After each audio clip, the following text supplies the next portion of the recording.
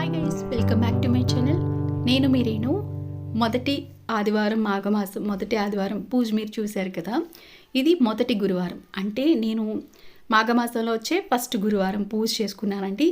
నేను ఎలా చేసుకున్నాను అనేది మీకు షేర్ చేస్తాను. మీలో ఎవరైనా ముందుగా నా ఛానల్ చూస్తున్న వాళ్ళు ఉంటే ప్లీజ్ సబ్స్క్రైబ్ చేసుకుని నన్ను సపోర్ట్ చేయండి. పక్కనున్న బెల్ ఐకాన్ని కూడా క్లిక్ చేస్తేనే నేను ఏ వీడియో పెట్టినా మీకు నోటిఫికేషన్ వస్తుంది, లేదంటే ఏం తెలియదు అనమాట. ప్లీజ్ దయచేసి అర్థం చేసుకోండి, సబ్స్క్రైబ్ చేసుకోండి ప్లీజ్. నేను పూజ ముందు రోజు ఇలాగ రెడీ చేసుకున్నాను.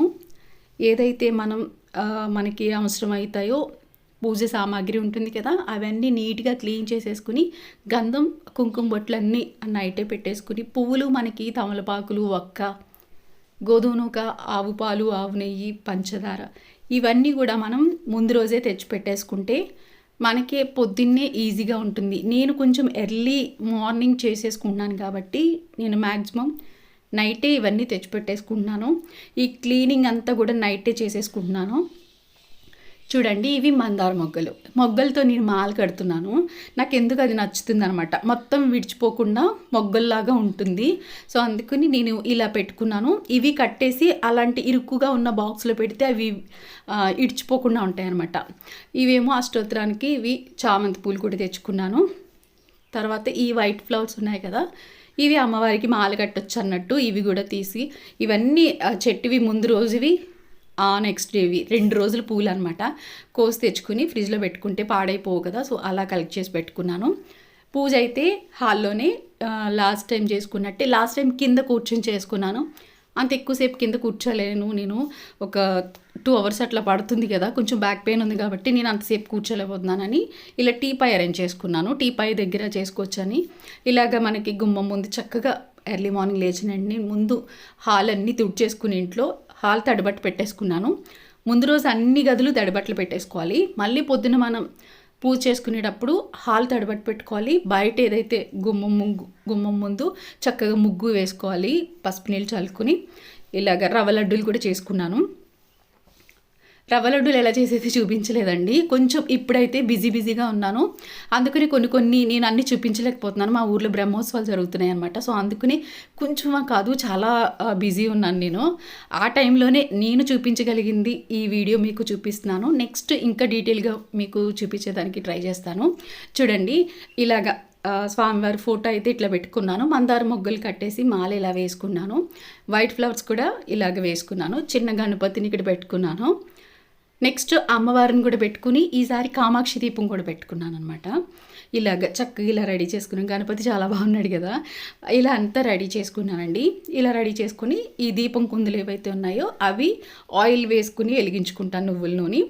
నెక్స్ట్ ఈ చిన్న దీపాల్లో, కామాక్షి దీపంలో ఆవి నెయ్యి మాత్రమే వెలిగిస్తానమాట.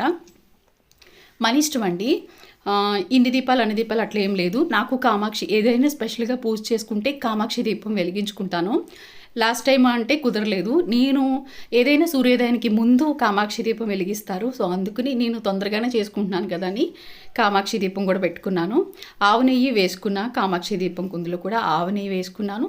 నార్మల్ దీపాల్లో కూడా ఆవు నెయ్యి వేసుకుని తమలపాకులు జై శ్రీరామ్ అని రాసుకుని ఇలాగ పళ్ళు, కొబ్బరికాయ, వినాయకుడికి బెల్లం ఇలాగ పెట్టుకుని అది ఏదైతే రవ్వ లడ్డూలు ప్రసాదం చేశాను కదా అది కూడా పెట్టుకుని స్వామివారి గణపతి పూజ చేసుకుని ముందు, తర్వాత శ్రీరాముడికి అష్టోత్తరం చదువుకుని పూజ చేసుకున్న తర్వాత నైవేద్యం సమర్పించిన తర్వాత కథ చదువుకోవాలి. కథ చదువుకున్నాక కొబ్బరికాయ కొట్టాలన్నమాట. ఇంకా డీటెయిల్గా అంటే మేమే చేసుకుంటున్నాం కాబట్టి ఇంక వీడియో తీసి వాళ్ళు ఎవరు ఉండరు కదా.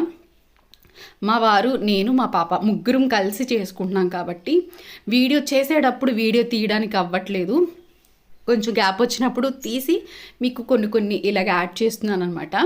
కొంచెం మనం ఏదైతే సర్దుకుంటామో అప్పుడు కొంచెం తీస్తున్నాను. పూజ స్టార్ట్ చేసిన తర్వాత మళ్ళీ మీకు చూపించడానికి అవ్వట్లేదు, ఎందుకంటే మనకి దృష్టి అంతా ఇక్కడ పూజ మీద ఉండాలి అన్నట్టు నేను చాలా ప్రశాంతంగా చేసుకోవాలనేసి ఇట్లా చేసుకుంటున్నాను.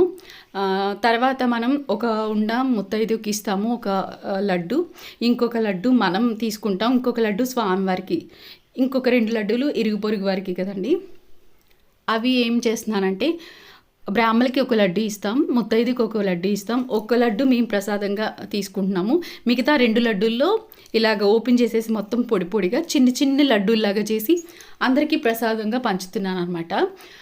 అవే పెద్ద లడ్డు అంటే కొంచెం సరిపోదు కదా, అందుకని ఇలాగా బ్రహ్మోత్సవాలు అన్నాను కదండి. ఇంకోండి వెంకటేశ్వర స్వామి బ్రహ్మోత్సవాలు, మీకు ఆ ఫోటో కూడా మీరు చూస్తారని మీకు చూపించాను. తర్వాత కొవ్వూరులో బాబాగారిది కూడా, బాబాగారి గుడి యానివర్సరీ తిథులు కూడా ఇవే అనమాట. అక్కడ కూడా పూజలు జరుగుతాయి. అసలు ఈ తిథులు ఈ వారం రోజులు కూడా నాకు ఎంత బిజీ ఉంటుందంటే అంత బిజీ అనమాట. ఈ మాఘమాసంలో ఈ పూజ కూడా పెట్టుకున్నాను కదా, ఇంకా బిజీగా ఉన్నాను.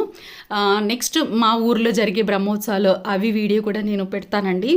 పూజ అయితే ఇలా కంప్లీట్ చేసుకున్నాను. ఏమైనా తప్పులు ఉంటే క్షమించండి. మీకేమైనా తెలిస్తే నాకు చెప్పండి కామెంట్స్లో.